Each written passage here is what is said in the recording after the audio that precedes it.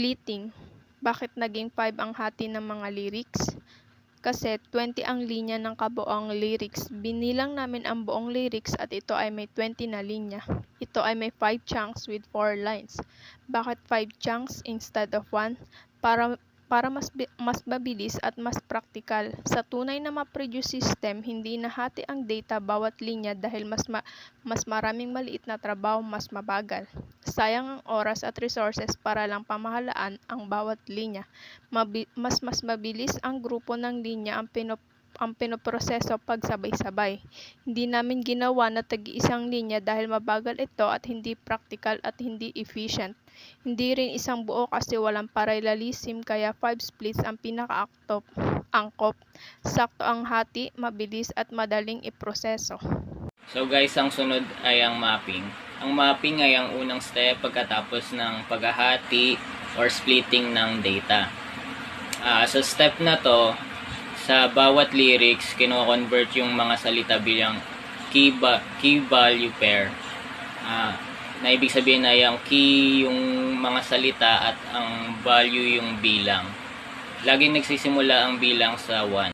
Halimbawa, kung ang split 1 ay may linyang fate fell short this time, ang mapping output ay fate 1, fell 1, short 1, this 1, time 1. Ibig sabihin, sa bawat salita, binibilang ng tigi-isa muna bilang paghahanda sa susunod na step which is shuffling. Mapping din, inaayos nito ang raw data para madaling i-group at i-count.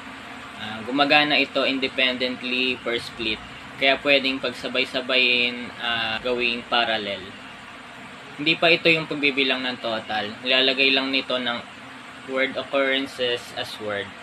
Kumbaga, tinatara lang kung ilan yung word per split. So, sa mapping, binabasag ang lyrics sa bawat salita at bawat isa ay binibilang as 1. Halimbawa, kung lumabas ang salitang fate, itatala ito bilang 1, fate 1. Ulit-ulitin ito bawat bahagi ng split ng lyrics. Shuffling. Matapos ang mapping, shuffling ang susunod natin na gagawin. Sa shuffling, pinagsama-sama natin ang lahat ng magkakaparehong salita mula sa iba't ibang split o paragraph. Parang pag-aayos ito ng magkakaparehong damit o magkakaparehong kulay ng damit galing sa paglalaba. Pinagsama-sama natin ang puti at ang decolor.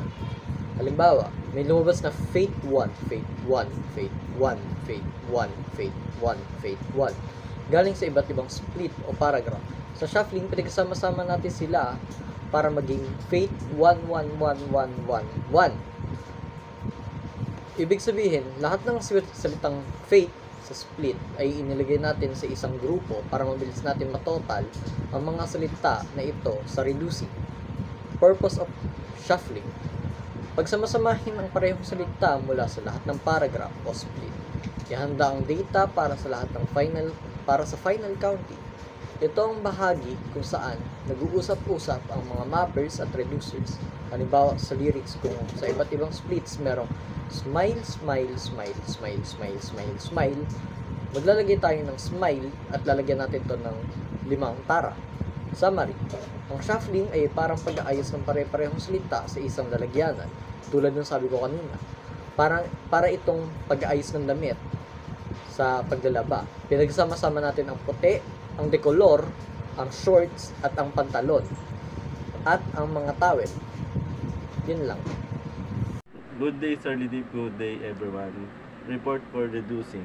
Matapos ang shuffling kung saan pinagsama-sama ang parehong salita ng reducing ng huling hakbang, dito na natin bibilangin ang kabuang dami ng bawat salita. Halimbawa, galing ng shuffling ay fake ay 5, ang smile ay 5, yours 10, ang reducing ito ay add. Ang fate ay 5, ay smile ay 5, your and 10. Ano ang nagagawa ng reducing? Tinatapos ang processing data, ang ginagawang simple at buo sa isang salita na kabuoang bilang ito. Ito na ang ginagamit para sa final result tulad ng word count, frequency analysis at iba pa.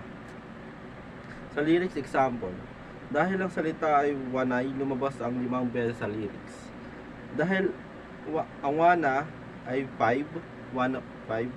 Ang summary, ang reducing ay pinagsama-sama at pinagbibilang-bilang lahat ng parehong salita matapos silang paghiwalay-hulayin. At pagsamahin. Dito muna papakita ang final bilang at bawat bilang na ang bawat salita. Final result. Ito yung kakalabasan ng ginawa natin kanina. Makikita natin dito lahat ng word na ginamit sa kanta at kung ilang beses ito nagamit. Where can we use MapReducing?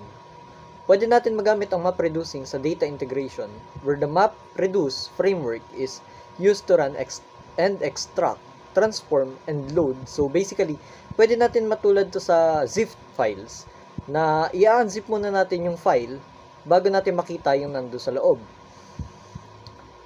What is MapReducing? Ang MapReducing ay program model na ginagamit sa malalaking data with undistributed parallel manner. Tulad ng sabi ko kanina, gaya ng zip files na isang halimbawa nito. Where do sorting takes place? Nangyayari ito sa pagitan o parehong side ng mapper at reducer. Real life example of MapReducing. Simula nung nalaman ko na gumagana ang MapReduce at naalala ko rin na nabanggit mo ito, sir.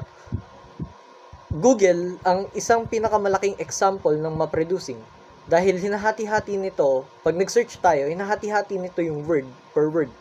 Ang makikita natin sa search bar kapag nag-search tayo is map or word plus word plus word plus word na proof na ini-split nito o hinahati niya word by word ang binigay nating paragraph sa kanya para i-search ito sa web.